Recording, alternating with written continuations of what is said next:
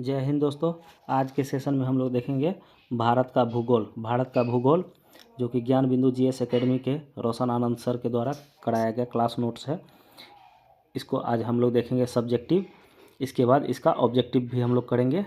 तो आइए देर न करते हुए देखते हैं। इसमें टोटल 16 चैप्टर है।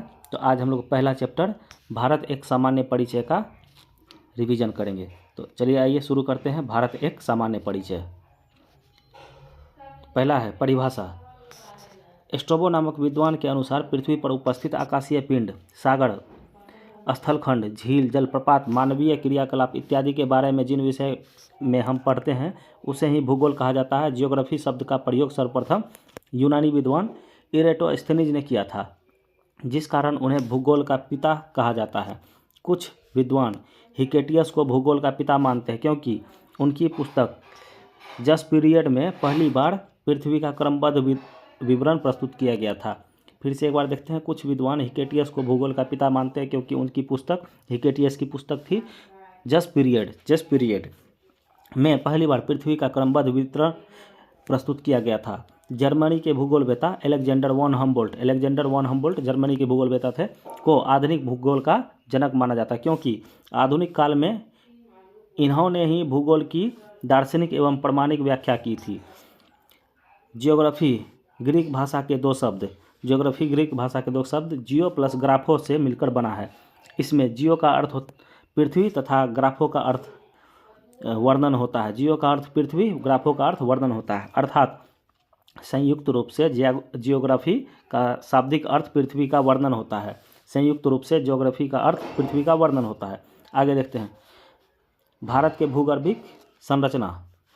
भूगर्भिक रूप से भारतीय उपमहाद्वीप उस भूभाग से संबंधित है जो क्रिस्टेशियन युग के दौरान पेंजिया से अलग हो गया था और 55 मिलियन वर्ष पूर्व यूरेशियन भूभाग से जा मिला था।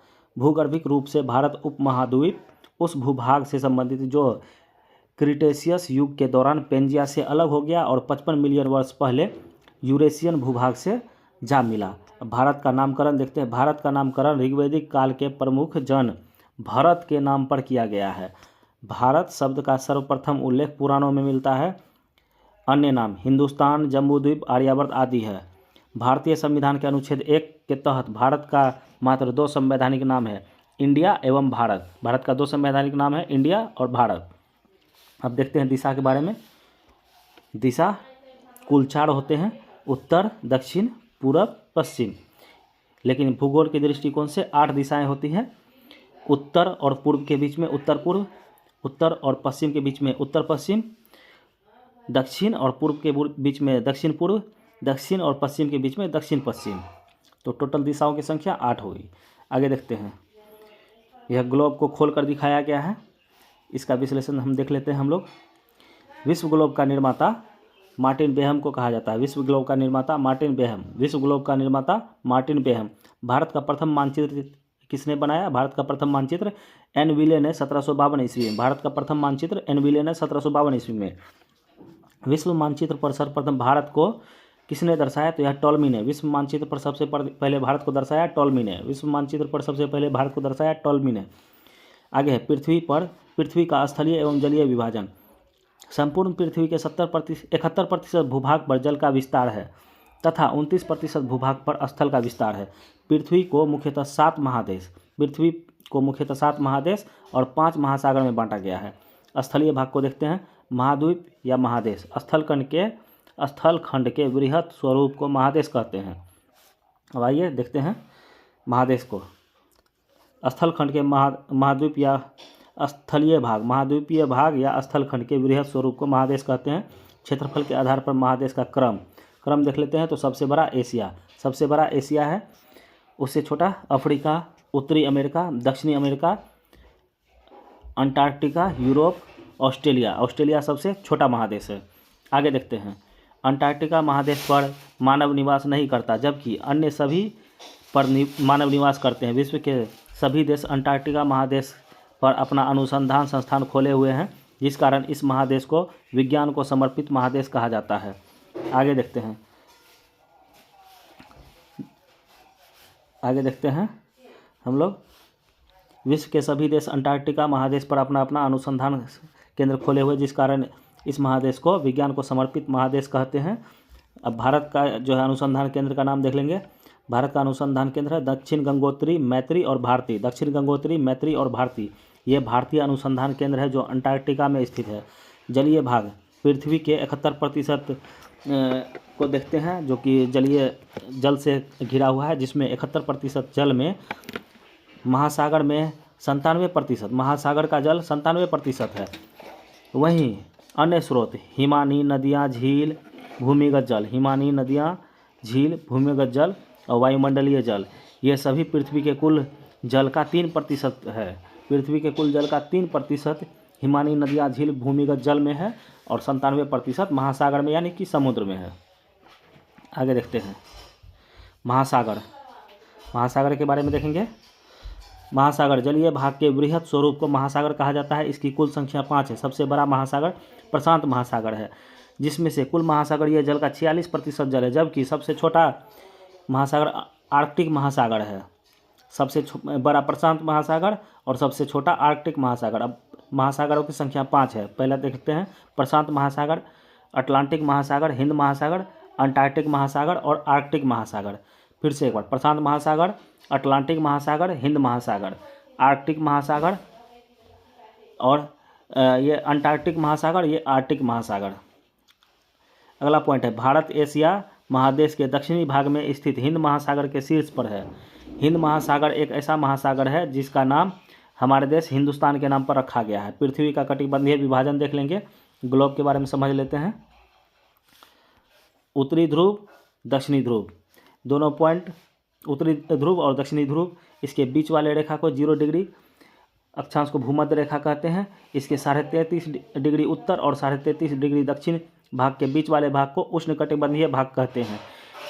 और उष्णकटिबंध के 33.5 डिग्री से 66.5 डिग्री उत्तरी ध्रुव के बीच के भाग को उत्तरी शीतोष्ण कटिबंध कहते हैं और 66.5 डिग्री से उत्तरी ध्रुव तक उत्तरी शीत कटिबंध कहते हैं। अब नीचे आ जाएंगे दक्षिण में, 33.5 डिग्री दक्षिणी ध्रुव से 66.5 डिग्री दक्षिणी ध्रुव के बीच वाले भाग को दक्षिण शीतोष्ण कटिबंध कहते हैं। इसे दक्षिण शीतोष्ण कटिबंध कहते हैं।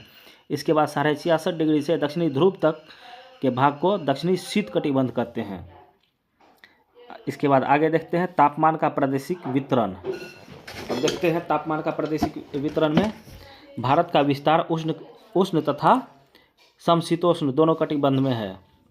कर्क रेखा के दक्षिण में स्थित भारतीय राज्य उष्ण कटिबंध में है, तो वहीं कर्क रेखा के उत्तर में स्थित भारतीय राज्य समशीतोष्ण कटिबंध में है। भारत का अक्षांशीय एवं देशांतरीय विस्तार। अक्षांश रेखा देख लेंगे। पृथ्वी के केंद्र से विषुवत रेखा को आधार मानकर मापी गई कोणीय दूरी को अक्षांश कहते हैं तथा समान अक्षांश को मिलाने वाली रेखा को अक्षांश रेखा कहते हैं। अब देशांतरीय विभाजन देख लेंगे। देशांतर रेखा किसे कहते हैं? प्रधान याम्योत्तर रेखा के पूर्व या पश्चिम में स्थित किसी स्थान की कोणीय दूरी देशांतर रेखा कहलाती है तथा इस स्थान से गुजरने वाली एवं उत्तरी व दक्षिणी ध्रुव को मिलाने वाली ऊर्ध्वाधर काल्पनिक रेखा को देशांतर रेखा कहते हैं। आइए समझते हैं। दोनों ध्रुव को मिलाने वाली रेखा को खड़ी रेखा, जो कि दोनों ध्रुव को मिलाती है, खड़ी रेखा को देशांतर रेखा कहते हैं। और उसके बाद 0 डिग्री अक्षांश को मिलाने वाली रेखा को यानी पड़ी रेखा को अक्षांश रेखा कहते हैं। दोनों ध्रुव को मिलाने वाली रेखा को खड़ी रेखा को देशांतर रेखा कहते हैं। और 0 डिग्री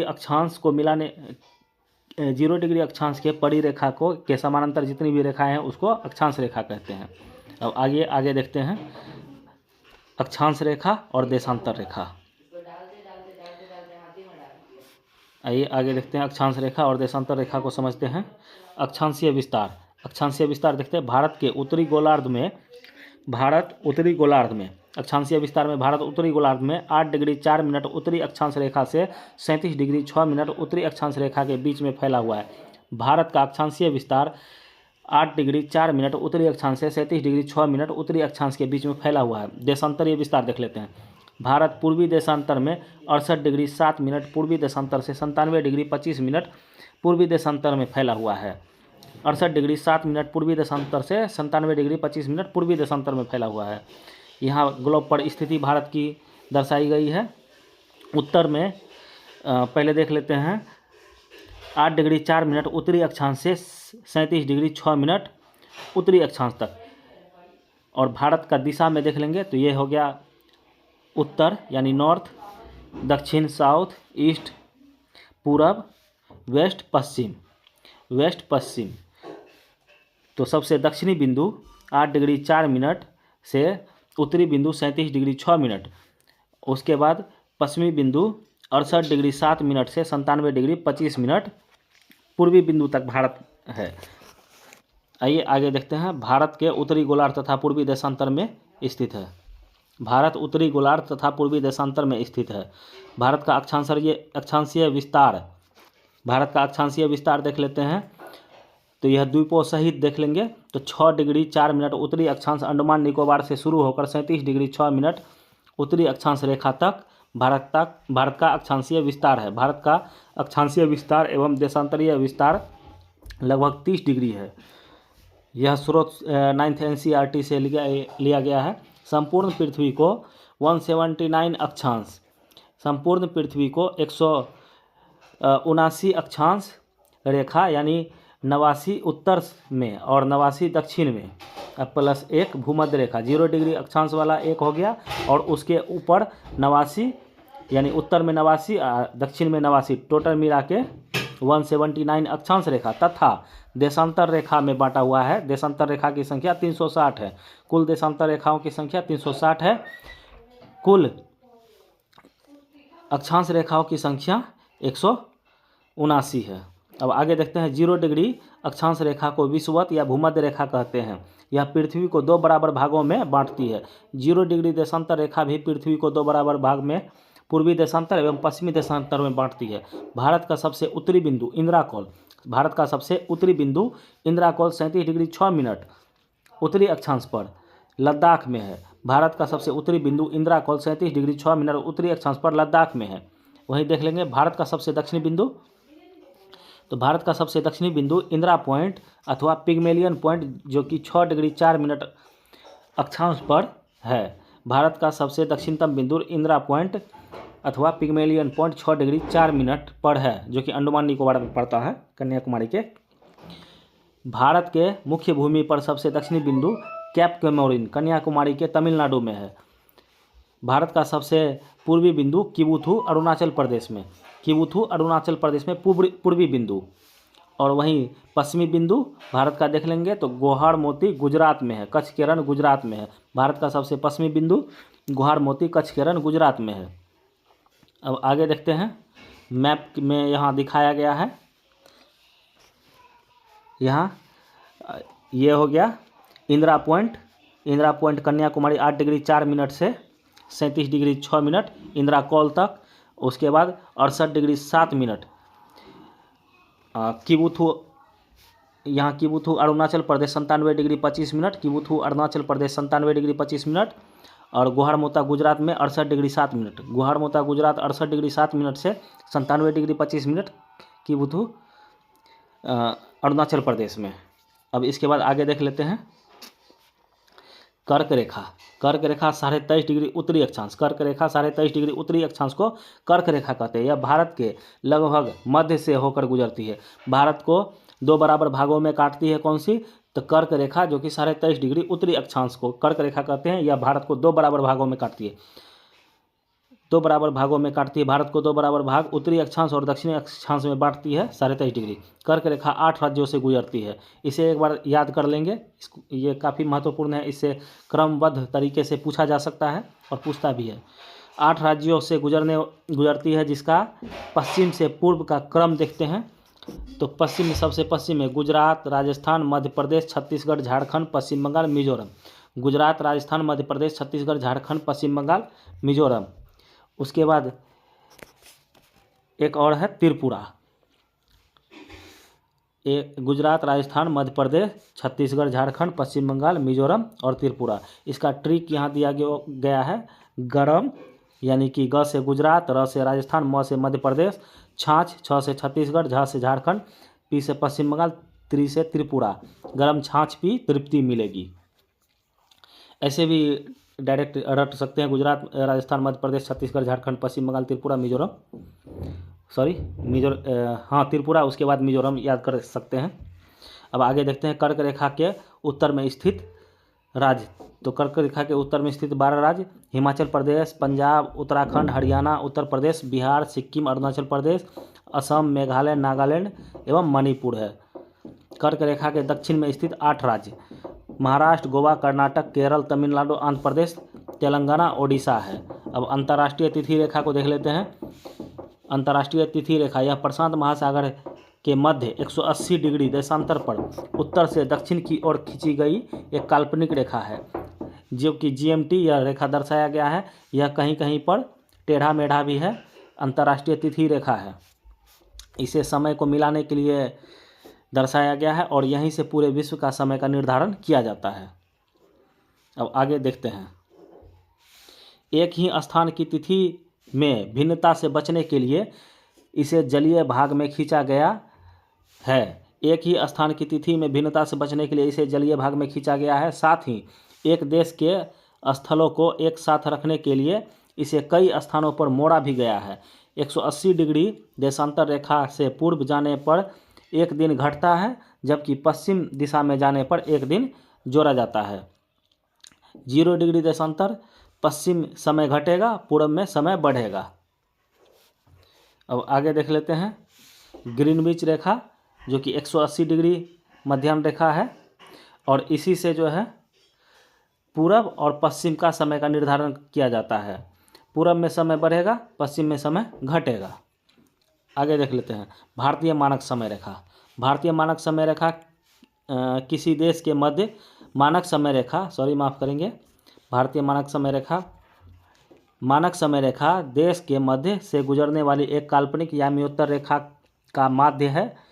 इसके द्वारा स्थानीय समय का निर्धारण होता है। विश्व के सभी देश अपने समय का निर्धारण 0 डिग्री देशांतर रेखा के आधार पर करता है। भारत पूर्वी देशांतर में है, इसलिए भारत का मानक समय 0 डिग्री देशांतर से आगे है। 82.5 डिग्री पूर्वी देशांतर को भारत का मानक समय रेखा माना जाता है।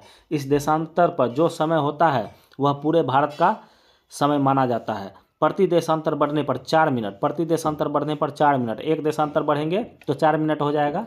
अतः 1 घंटा 15 देशांतर पर, 15 देशांतर में 1 घंटा, 15 चौके 60 मिनट टोटल हो जाएगा, तो 1 घंटा। ध्यातव्य है कि यानी ध्यान देने वाली बात है कि भारत का मानक समय 82.5 डिग्री आगे है, तो वहाँ का कुल समय आगे होगा। ग्रीनविच से भारत का समय आगे होगा। यह 5.5 घंटा आगे होता है, तो इसमें कैलकुलेशन करके बताया गया है। 82 × 4 + 1/2 × 4 मिनट, तो इसको कैलकुलेशन कर लेंगे। 330 मिनट होता है। 330 मिनट को 60 से भाग दे देंगे तो 5 घंटा 30 मिनट टोटल। तो यह आगे हो गया। हम लोग पूरब में, भारत का स्थिति पूरब में है। अब आगे देखते हैं। अतः भारत का मानक समय 0 डिग्री देशांतर से 5.5 घंटा आगे है। भारतीय मानक समय रेखा 5 राज्यों से गुजरती है। आइए देखते हैं और इसे याद भी कर लेना है।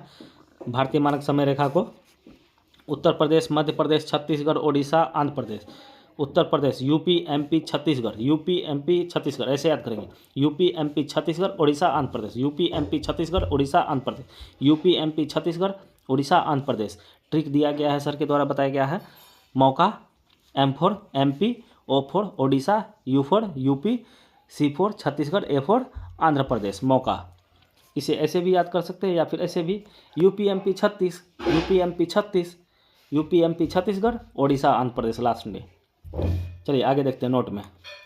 मध्य प्रदेश और छत्तीसगढ़ ऐसे राज्य हैं जिसे कर्क रेखा और 82.5 डिग्री पूर्वी देशांतर रेखा दोनों गुजरती है। मध्य प्रदेश और छत्तीसगढ़ ऐसे राज्य है जिसे कर्क रेखा और 82.5 डिग्री पूर्वी देशांतर दोनों गुजरती है। आगे देखते हैं। कर्क रेखा और 82.5 डिग्री पूर्वी देशांतर रेखा एक दूसरे को छत्तीसगढ़ से प्रतिच्छेद काटती है। भारत के पूर्वी भाग तथा पश्चिमी भाग में समय का अंतर 2 घंटा का है। पूर्वी भाग गोहरमोता गुजरात से किबुथु अरुणाचल प्रदेश के बीच के दूरी 2 घंटा है। फिर से एक बार देखते हैं। भारत के पूर्वी भाग तथा पश्चिमी भाग में समय का अंतर 2 घंटा हो सकता है। गुजरात की तुलना में अरुणाचल प्रदेश का समय 2 घंटा आगे है। विश्व के देशों में आपसी समझ के तहत मानक यामियोत्तर को 60 डिग्री 30 मिनट देशांतर से गुणांक पर चुना जाता है। भारतीय मानक समय उत्तर प्रदेश के मिर्ज़ापुर कुछ स्रोत में इलाहाबाद के नैनी से होकर गुजरती है। फिर से एक बार देखेंगे। भारतीय मानक समय उत्तर प्रदेश के मिर्ज़ापुर कुछ स्रोत में इलाहाबाद के नैनी से होकर गुजरती है। अगला पॉइंट देखते हैं। सॉल्यूशन दिया गया है। अगर 0 डिग्री देशांतर पर दिन के रहे हैं तो 82.5 डिग्री देशांतर पर क्या होगा, इस सॉल्यूशन को कैलकुलेट कर लीजिएगा आप लोग। आगे देखते हैं। इसमें 1 2 3 4 कैलकुलेशन दिया गया है सॉल्यूशन। इसे समझने के लिए दिया गया है, याद रखने के लिए, ताकि याद रहे। चलिए आगे देखते हैं। भारत एवं सागर महासागर। भारत के दक्षिण पश्चिम में अरब सागर, दक्षिण में हिंद महासागर और दक्षिण पूर्व में बंगाल की खाड़ी स्थित है। तमिलनाडु के कन्याकुमारी कैप कोमोरिन में अरब सागर, हिंद महासागर और बंगाल की खाड़ी तीनों आपस में मिलती है। अगला पॉइंट देखते हैं। भारत बंगाल की खाड़ी में अंडमान निकोबार द्वीप समूह स्थित है। बंगाल की खाड़ी में अंडमान निकोबार द्वीप समूह है। अरब सागर में लक्षद्वीप स्थित है। भारत के मालाबार तट पर तथा लक्षद्वीप के बीच में जो सागरीय भाग है उसे लक्षद्वीप सागर कहा जाता है। दमन व दीव के बीच खंभात की खाड़ी अवस्थित है। दमन व दीव के बीच खंभात की खाड़ी अवस्थित है। तमिलनाडु और श्रीलंका के बीच मन्नार की खाड़ी स्थित है। भारत के समुद्री एवं स्थलीय सीमा देख लेते हैं। भारत 9 राज्य समुद्री सीमा बनाता है। भारत के 9 राज्य समुद्री सीमा बनाता तथा 19 राज्य समुद्री सीमा नहीं बनाते हैं। एक बार फिर से, भारत के 9 राज्य समुद्री सीमा बनाते हैं तथा 19 राज्य समुद्री सीमा नहीं बनाते हैं। समुद्री सीमा बनाने वाले 9 राज्य को देख लेते हैं। गुजरात, महाराष्ट्र, गोवा, कर्नाटक, केरल, तमिलनाडु, आंध्र प्रदेश, ओडिशा, पश्चिम बंगाल। भारत का दक्षिण में ये है, इसी में गुजरात, महाराष्ट्र, गोवा, कर्नाटक, केरल, तमिलनाडु, आंध्र प्रदेश, ओडिशा और पश्चिम बंगाल, ये सारे जो है भारत के कोस्टल एरिया है। अब आगे देखते हैं। अरब सागर से 5 राज्य सीमा बनाती है। अरब सागर से 5 राज्य सीमा बनाती है। गुजरात, महाराष्ट्र, गोवा, कर्नाटक, केरल। अरब सागर जो कि भारत के दक्षिण पूर्व में है। अरब सागर भारत के दक्षिण पूर्व में है। 5 राज्य सीमा बनाती है। गुजरात, महाराष्ट्र, गोवा, कर्नाटक, केरल। अब बंगाल की खाड़ी जो कि भारत के अरब सागर भारत के दक्षिण पश्चिम में है और बंगाल की खाड़ी भारत के दक्षिण पूर्व में है। दक्षिण पूर्व के 4 राज्य को देख लेते हैं। तमिलनाडु, आंध्र प्रदेश, ओडिशा, पश्चिम बंगाल। तमिलनाडु, आंध्र प्रदेश, ओडिशा, पश्चिम बंगाल, यह भारत के दक्षिण पूर्व के 4 राज्य है। और ऊपर में अरब सागर जो कि भारत के दक्षिण पश्चिम में स्थित है। अब अगला पॉइंट देखते हैं। भारत में सबसे लंबी समुद्री सीमा गुजरात। भारत में सबसे लंबी समुद्री सीमा गुजरात 1600 किलोमीटर का बनता है, जबकि सबसे छोटी समुद्री सीमा गोवा 101 किलोमीटर बनाता है। पश्चिमी तट की सबसे लंबी समुद्री सीमा गुजरात बनाता है। पश्चिमी तट की सबसे लंबी समुद्री सीमा गुजरात बनाती है, जबकि सबसे छोटी समुद्री सीमा गोवा का बनता है। पूर्वी तट की सबसे लंबी समुद्री सीमा आंध्र प्रदेश बनाता है। पूर्वी तट की सबसे लंबी समुद्री सीमा आंध्र प्रदेश बनाता है, जबकि सबसे छोटी समुद्री सीमा पश्चिम बंगाल बनाता है। आगे है। दक्षिण भारत की सबसे लंबी समुद्री सीमा आंध्र प्रदेश बनाता है। दक्षिण भारत की सबसे लंबी समुद्री सीमा आंध्र प्रदेश बनाता है। अब आगे देखते हैं। भारत की सबसे लंबी स्थलीय सीमा बांग्लादेश के साथ है। भारत की सबसे लंबी स्थलीय सीमा बांग्लादेश के साथ है, जबकि सबसे छोटी स्थलीय सीमा अफगानिस्तान के साथ है। अब आगे देखते हैं। भारत के मुख्य भूमि से समुद्री सीमा की लंबाई। भारत के मुख्य भूमि से समुद्री सीमा की लंबाई 6100 किलोमीटर। स्थलीय सीमा की कुल लंबाई, भारत के स्थलीय सीमा की कुल लंबाई 15,200 किलोमीटर। स्रोत से 15,106 किलोमीटर। ऐसे हर जगह 15,200 किलोमीटर ही दिया जाता है, कहीं कहीं 106 पूछ लिया जाता है, याद रखेंगे। भारत के द्वितीय सीमा की कुल लंबाई 1416.6 किलोमीटर है। भारत की द्वितीय सीमा की कुल लंबाई 1416.6 किलोमीटर। भारत के संपूर्ण समुद्री सीमा लक्षद्वीप, अंडमान निकोबार द्वीप समूह सहित की कुल लंबाई 7516 किलोमीटर। यानी देख लेंगे, भारत के समुद्री सीमा की कुल लंबाई द्वीपों सहित 7516 किलोमीटर। भारत के संपूर्ण सीमा स्थलीय प्लस समुद्री की कुल लंबाई 22,716 किलोमीटर। अब भारत की प्रादेशिक समुद्री सीमा को देख लेंगे। मानक मील 63,360 इंच, यानी समुद्री मील में देखेंगे 72,960 इंच, इंच में है। अब यहाँ देखते हैं मानक मील में, एक मानक मील बराबर होता है लगभग 1.6 किलोमीटर, यानी 1.584 किलोमीटर हो जाता है। अब एक समुद्री मील बराबर लगभग 1.8 किलोमीटर,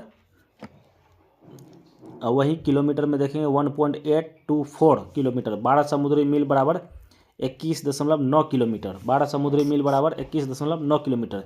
अब आइए इसके आगे देखते हैं। ये नक्शा में समझाया गया है हिंद महासागर के बारे में।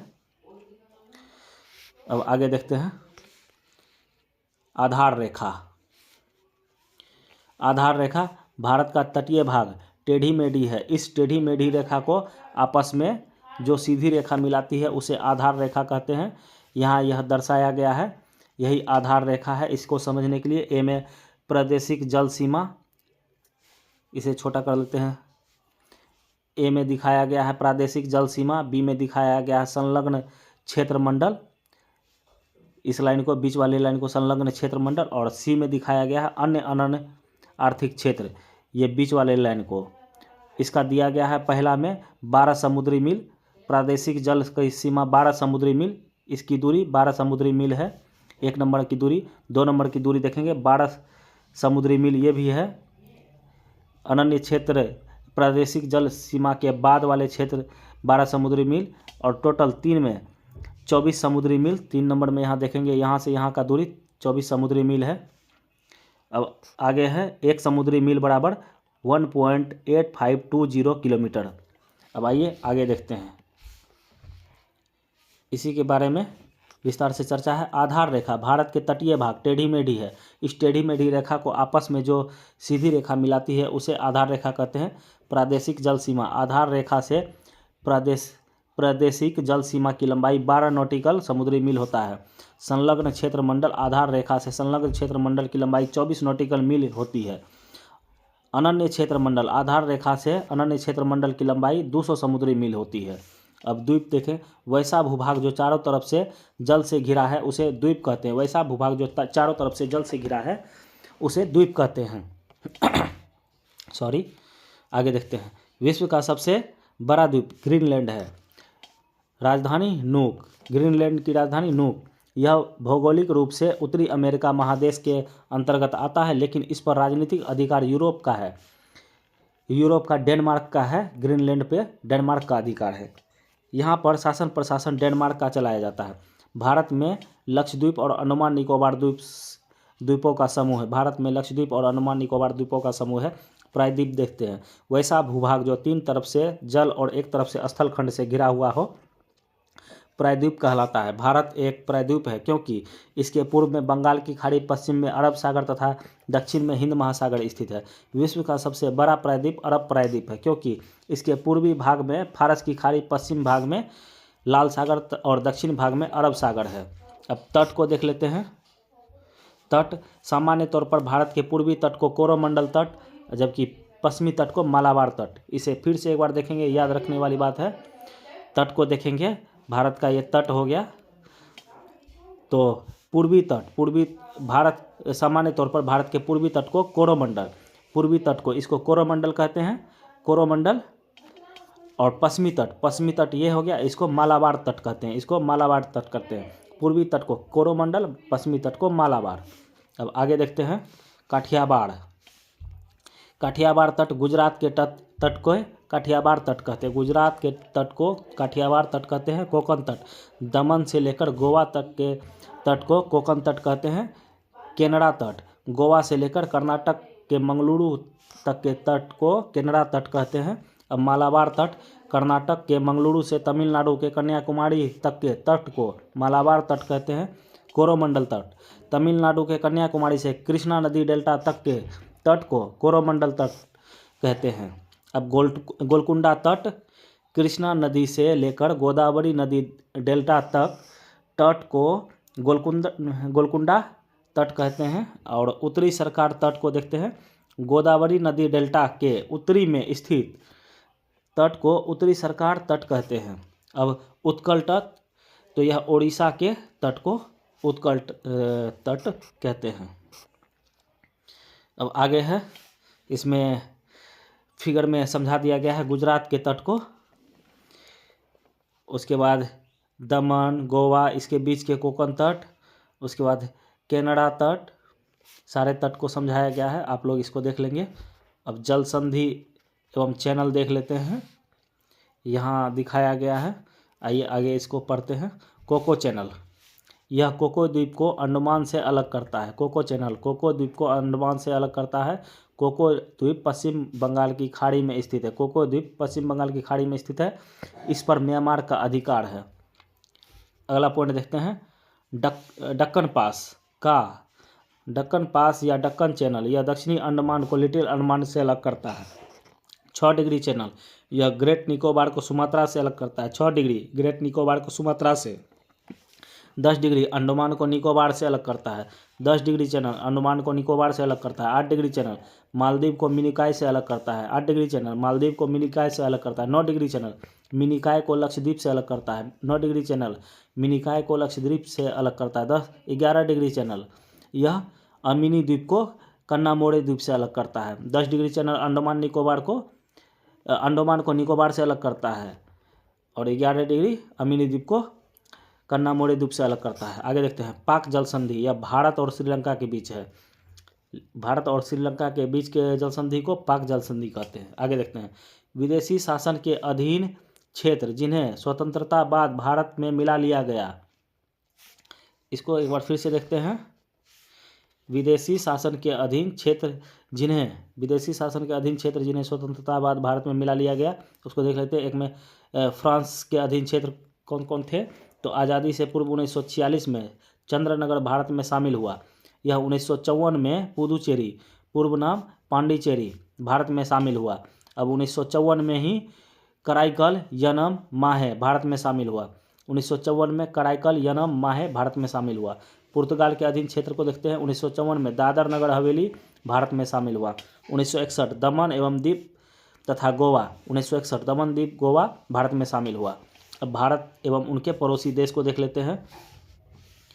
पड़ोसी देश में स्थलीय सीमा 7 पाकिस्तान, अफगानिस्तान, चीन, नेपाल, भूटान, म्यांमार यानी वर्मा और बांग्लादेश। फिर से एक बार, पाकिस्तान, अफगानिस्तान, चीन, नेपाल, भूटान, म्यांमार, बांग्लादेश। अब जलीय सीमा से 2 देश, श्रीलंका और मालदीव। जलीय सीमा श्रीलंका और मालदीव। स्थलीय सीमा घटते क्रम में बांग्लादेश, चीन, पाकिस्तान, नेपाल, म्यांमार, भूटान। स्थलीय सीमा घटते क्रम में बांग्लादेश, चीन, पाकिस्तान, नेपाल, म्यांमार, भूटान, अफगानिस्तान। अब पाकिस्तान राजधानी इस्लामाबाद, पाकिस्तान की राजधानी इस्लामाबाद। भारत और पाकिस्तान के सीमा की लंबाई है 3323 किलोमीटर। भारत और पाकिस्तान के सीमा की लंबाई है 3323 किलोमीटर। पाकिस्तान में सीमा साझा करने वाली भारतीय राज्य यूटी, तो पहला है लद्दाख, जम्मू कश्मीर, पंजाब, राजस्थान, गुजरात। लद्दाख, जम्मू कश्मीर ये दोनों यूटी है। पंजाब, राजस्थान और गुजरात 3 राज्य और 2 यूटी। अब आगे देखते हैं, पाकिस्तान से सर्वाधिक लंबी सीमा राजस्थान की लगती है। पाकिस्तान से सर्वाधिक लंबी सीमा राजस्थान से लगती है। रेड क्लिफ रेखा भारत और पाकिस्तान के बीच सीमा का निर्धारण रेड क्लिफ रेखा करती है। यह रेखा 17 अगस्त 1947 को, रेड क्लिफ रेखा 17 अगस्त 1947 को खींचा गया। यह एक अध्यारोपित रेखा है। अध्यारोपित रेखा उस रेखा को कहते हैं जिस पर बाह्य हस्तक्षेप के द्वारा रेखा का निर्धारण किया गया हो, सीमा रेखा का, उसे अध्यारोपित रेखा कहते हैं। तो बाह्य हस्तक्षेप यानी भारत ने खुद नहीं, ब्रिटिश सरकार के द्वारा इस रेखा का निर्धारण किया गया था, इसीलिए इसे अध्यारोपित रेखा कहते हैं। आगे देखते हैं, अफगानिस्तान राजधानी काबुल। भारत की सबसे छोटी सीमा अफगानिस्तान के साथ बनती है जो 106 किलोमीटर है। अफगानिस्तान के साथ लद्दाख की सीमा लगती है। जो कि 106 किलोमीटर है। चीन की राजधानी बीजिंग। चीन के साथ भारतीय सीमा की लंबाई 3488 किलोमीटर है। चीन के साथ सीमा साझा करने वाले भारतीय राज्य यूटी, तो लद्दाख, हिमाचल प्रदेश, उत्तराखंड, सिक्किम, अरुणाचल प्रदेश। अब आगे देखते हैं मैकमोहन रेखा। मैकमोहन रेखा भारत और चीन के बीच सीमा का निर्धारण करता है। इस रेखा का निर्धारण 1914 ईस्वी में हुआ। भारत और चीन के बीच सीमा का निर्धारण मैकमोहन रेखा करती है। इस रेखा का निर्धारण 1914 ईस्वी में हुआ। यह रेखा मूलतः अरुणाचल प्रदेश चीन के बीच की सीमा है। यह रेखा मूलतः अरुणाचल प्रदेश और चीन के बीच की सीमा है। अरुणाचल प्रदेश को नेफा यानी नॉर्थ ईस्ट फ्रंटियर एजेंसी कहा जाता है। नेपाल राजधानी काठमांडू।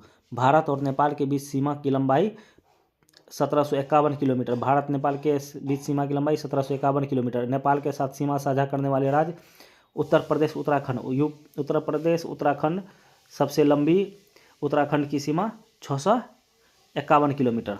उसके बाद तीसरे नंबर पर बिहार है 601 किलोमीटर और पश्चिम बंगाल सबसे छोटी 96 किलोमीटर। सिक्किम। फिर से एक बार देखते हैं नेपाल और भारत के बीच की सीमा रेखा। टोटल 5 राज्य उत्तराखंड, उत्तर प्रदेश, बिहार, पश्चिम बंगाल, सिक्किम। अब भूटान देख लेते हैं। भूटान को राजधानी थिम्पू। भूटान की राजधानी थिम्पू। भारत और भूटान के बीच सीमा की लंबाई है 699 किलोमीटर। भारत और भूटान के बीच सीमा की लंबाई है 699 किलोमीटर। भूटान 4 भारतीय राज्य से सीमा बनाती है। एक में सिक्किम, पश्चिम बंगाल, असम, अरुणाचल प्रदेश। सिक्किम, पश्चिम बंगाल, असम, अरुणाचल प्रदेश। अगला है म्यांमार, राजधानी नेपिडोंग या नेपिदा। म्यांमार की राजधानी नेपिदा। भारत और म्यांमार के बीच सीमा की लंबाई 1643 किलोमीटर। म्यांमार 4 भारतीय राज्य से सीमा साझा करती है। पहला है अरुणाचल प्रदेश, नागालैंड, मणिपुर, मिजोरम। अरुणाचल प्रदेश, नागालैंड, मणिपुर, मिजोरम। अब बांग्लादेश राजधानी ढाका। भारत और बांग्लादेश के बीच सीमा की लंबाई 4096 किलोमीटर है। भारत और बांग्लादेश के बीच सीमा की लंबाई 4096 किलोमीटर, जो कि सबसे अधिक है, सर्वाधिक। बांग्लादेश 5 भारतीय राज्य से सीमा बनाती है। एक में पश्चिम बंगाल, असम, मेघालय, त्रिपुरा, मिजोरम। पश्चिम बंगाल, असम, मेघालय, त्रिपुरा एवं मिजोरम। त्रिपुरा 3 ओर से बांग्लादेश से घिरा है। आगे देखते हैं। बांग्लादेश के साथ सबसे लंबी सीमा पश्चिम बंगाल बनाता है। त्रिपुरा और बांग्लादेश की सीमा शून्य रेखा कहलाती है। त्रिपुरा और बांग्लादेश के बीच की सीमा शून्य रेखा कहलाती है। जलीय सीमा वाले पड़ोसी देश। श्रीलंका, राजधानी श्री जयवर्धने कोट्टेपुरम। श्रीलंका की राजधानी श्री जयवर्धनपुरम कोट्टेपुरम। श्रीलंका भारत के दक्षिण में स्थित एक समुद्री सीमा वाला पड़ोसी देश है। पाक जल संधि यह भारत के तमिलनाडु राज्य और द्वीपीय राष्ट्र श्रीलंका के जाफना प्रायद्वीप को अलग करती है। भारत के धनुषकोटी और श्रीलंका के तलैयामन्ना के मध्य प्रवाल द्वीप से निर्मित आदम का पुल है। एडम ब्रिज जिसे राम सेतु कहा जाता है। भारत के धनुषकोटी और श्रीलंका के तलैयामन्नाड़ के मध्य प्रवाल द्वीप से निर्मित आदम ब्रिज पुल है। अब कच्चा तीबू द्वीप को देख लेते हैं। यह भारत श्रीलंका के बीच में विवाद है। कच्चा तीबू द्वीप के स्वामित्व को लेकर भारत और श्रीलंका के मध्य विवाद है। कच्चा तीबू द्वीप को भारत ने 1974 ईस्वी में श्रीलंका को दे दिया था। अब मालदीव, राजधानी माले। मालदीव की राजधानी माले। मालदीव हिंद महासागर क्षेत्र में स्थित दक्षिण एशिया का सबसे छोटा देश है। 8 डिग्री चैनल मालदीव भारत के मिनिकॉय लक्षद्वीप से अलग करता है। 8 डिग्री चैनल को मालदीव को मिनिकॉय से अलग करता है। मालदीव और भारत के मिनिकॉय। मालदीव की अर्थव्यवस्था पर्यटन, मत्स्य आदि पर आधारित है। मालदीव की अर्थव्यवस्था पर्यटन और मत्स्य पे आधारित है। अब यहाँ भारत दिया गया है और सभी देश भारत बीच में है।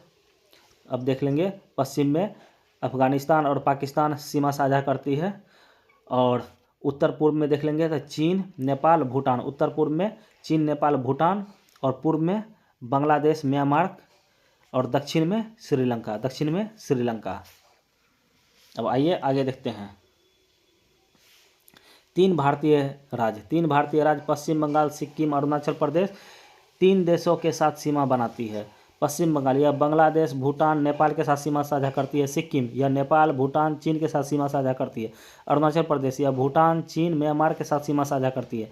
भारत के भीतर 5 राज्य ऐसे हैं जो न तो अंतर्राष्ट्रीय सीमा बनाता है और न ही समुद्री सीमा बनाता है। वे हैं हरियाणा, मध्य प्रदेश, छत्तीसगढ़, तेलंगाना, झारखंड।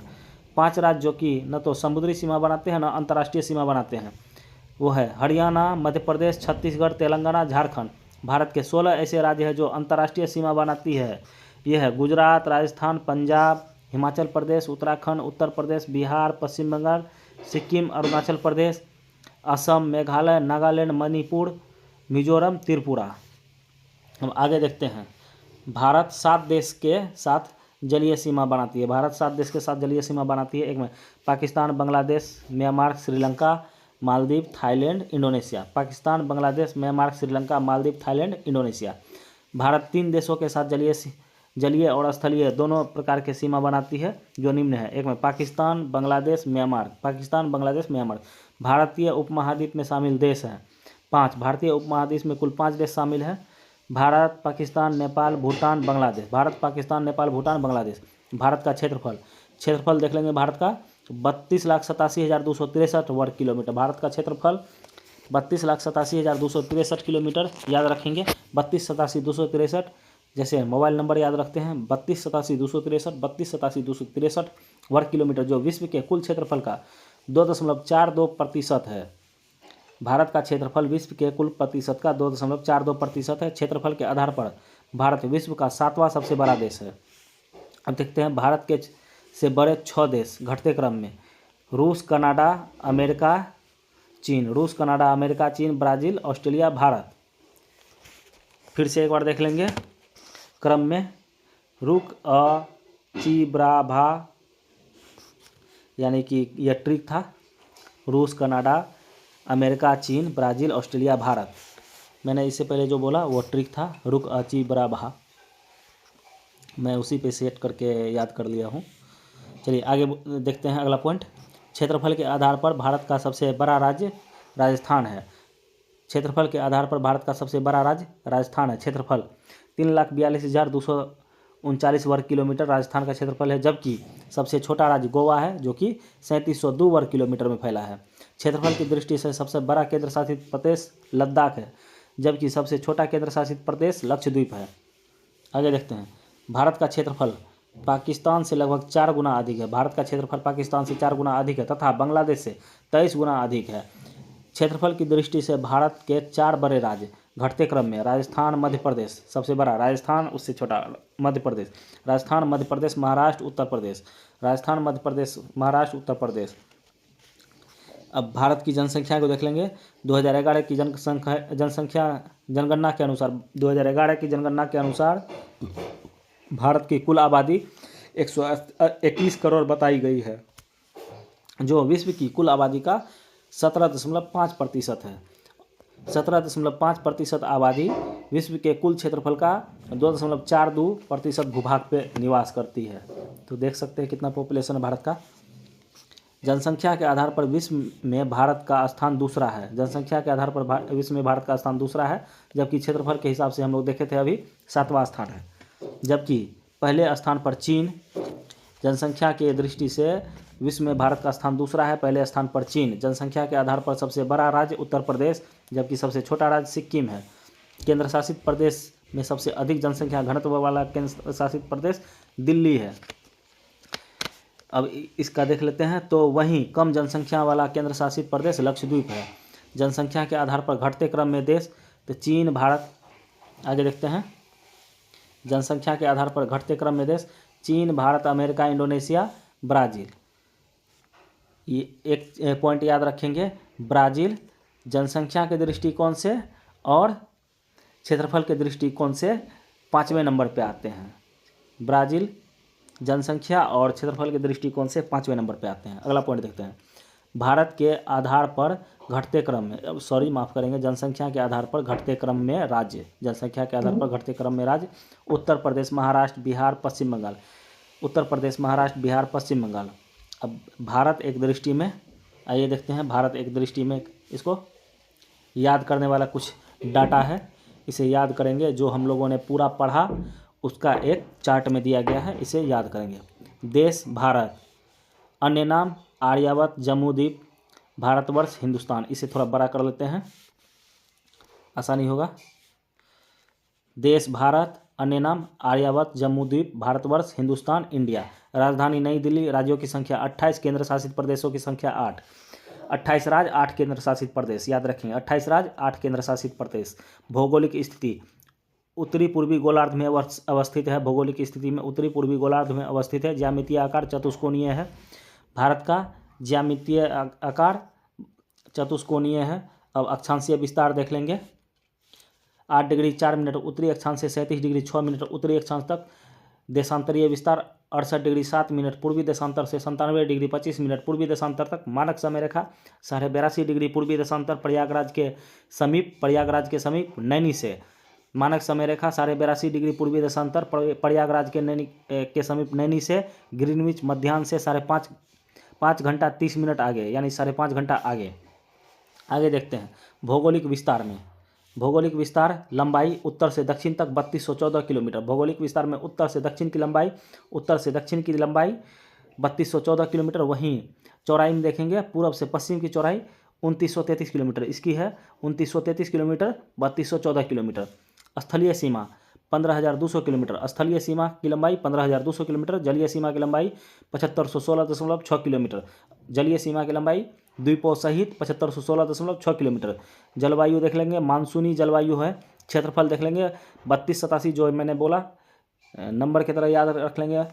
वैसे होता है 32,87,363 वर्ग किलोमीटर, यानी कि 3287, यहाँ गलती है, मिस प्रिंट है, यहाँ 2 होगा। 32,87,263 वर्ग किलोमीटर होता है।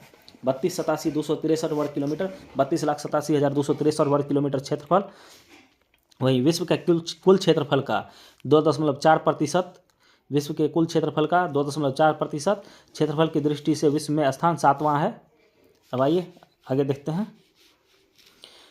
कुल साक्षरता दर 2011 के जनगणना के अनुसार कुल साक्षरता दर 74.04%। पुरुष साक्षरता दर 82.14%। महिला साक्षरता दर 65.46%। अनुसूचित जाति का जनसंख्या देख लेंगे 20,13,78,086। कुल जनसंख्या का 16.6% अनुसूचित जाति की जनसंख्या है भारत में। अनुसूचित जनजाति की जनसंख्या देख लेंगे 10,42,81,034। 10,42,81,034। कुल जनसंख्या का 8.6%। कुल जनसंख्या का 8.6%। अब आगे देख लेते हैं पर्वतीय क्षेत्र का विस्तार। ये काफ़ी महत्वपूर्ण है, इसे याद रखना चाहिए। पर्वतीय क्षेत्र में देख लेंगे 10.7% पर्वतीय क्षेत्र। पूरे भूमि पे 10.7% पर्वतीय क्षेत्र है। पहाड़ी क्षेत्र का विस्तार देख लेंगे 18.6% क्षेत्रफल पहाड़ी क्षेत्र है। पठारी क्षेत्र में देख लेंगे विस्तार तो 27.7% क्षेत्रफल पठारी क्षेत्र है। वहीं मैदानी का विस्तार देख लेंगे तो 43.0% पे मैदान है। कर्क रेखा पर स्थित 8 राज्य गुजरात राजस्थान मध्य प्रदेश छत्तीसगढ़ झारखंड पश्चिम बंगाल त्रिपुरा मिजोरम। गुजरात राजस्थान मध्य प्रदेश छत्तीसगढ़ झारखंड पश्चिम बंगाल त्रिपुरा मिजोरम। अब अंतर्राष्ट्रीय सीमा को देख लेते हैं। अंतर्राष्ट्रीय सीमा वाले राज्य केंद्र शासित प्रदेश 18 है। अंतर्राष्ट्रीय सीमा वाले राज्य केंद्र शासित प्रदेश की संख्या 18 है। तेल शोधनशालाओं की संख्या 23 है। भारत में तेल शोधनशालाओं की संख्या 23 है। राष्ट्रीय राजमार्ग की संख्या 948। राष्ट्रीय राजमार्गों की संख्या 941 है। डाटा 31 दिसंबर 2021 के अनुसार वर्तमान में आप लोग चेक कर लेंगे। बड़े बंदरगाहों की संख्या 13 है। बड़े बंदरगाहों की संख्या 13 है। राष्ट्रीय पशु बाघ है। राष्ट्रीय विरासत पशु हाथी है। राष्ट्रीय पक्षी मोर है। राष्ट्रीय वृक्ष बरगद है। आगे देखते हैं। राष्ट्रीय पुष्प कमल है। राष्ट्रीय चिन्ह अशोक स्तंभ है। इसके आगे देखते हैं कुल जनसंख्या देख लेते हैं। कुल जनसंख्या 121 करोड़ 8,54,977। 121 करोड़ 8,54,977 विश्व की कुल जनसंख्या का 17.5%। जनसंख्या की दृष्टि से विश्व में स्थान द्वितीय है।